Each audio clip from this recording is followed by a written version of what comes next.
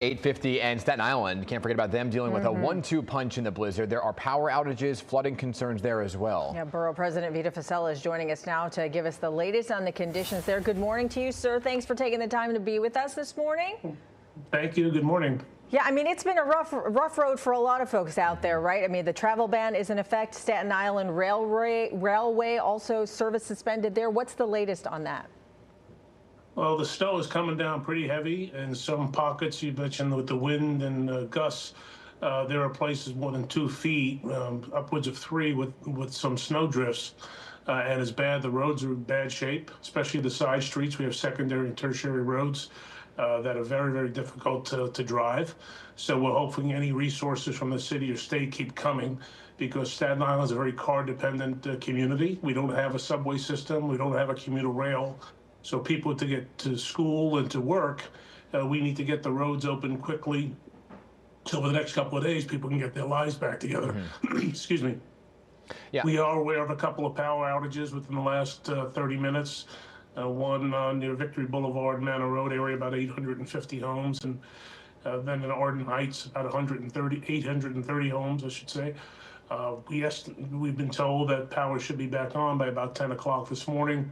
And part of that reason is because these trees and wire lines are becoming heavy with the snow, and some of them are down. So let's hope that that's to a minimum.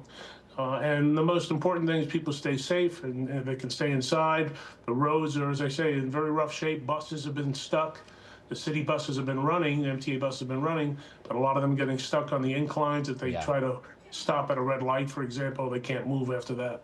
Right. I mean, by the way, thank you. You're the first tertiary road of the day. We always like to mention when tertiary is mentioned, so you get the award for first tertiary. But let me ask you, because Plow NYC, you can kind of track where things go, right? And I know that it can be very hilly on Staten Island as well, and then some of the roads are narrow because people park their cars on the streets, so obviously people are urged to put their cars in their driveways and so on and so forth. But have you seen the efforts compared to last snowstorm and this snowstorm? Some people say sometimes that Staten Island is the forgotten borough. Are you seeing the plows kind of deployed there in action? Well, we're lucky. We have a lot of guys on Staten Island who live sanitation, live on Staten Island, so they're committed to do as much as they can. It's often the resources that are missing, and they have about 250 vehicles on the road right now, and they have some private hires coming in starting about 11 o'clock. So we're pushing as much as we can. If in other parts of the city the roads are clear, I hope that the city sends some more resources to Staten Island, because it's going to be tough.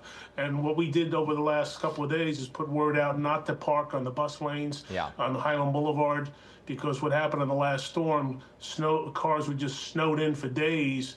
And instead of having 3 lanes for people to get to and from work and school, you effectively had 2, and then you created an even worse problem when it comes to traffic.